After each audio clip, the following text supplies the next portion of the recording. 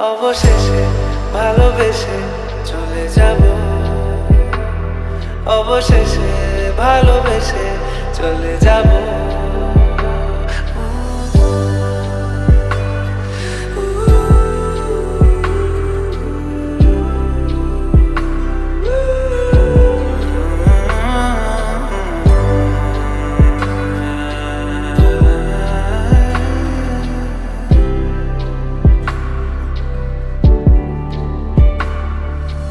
মিলছে পায়ে পা, চোখ যায় জুড়িয়ে, ভাগাভাগি করে নেব পাবো যা কুড়িয়ে।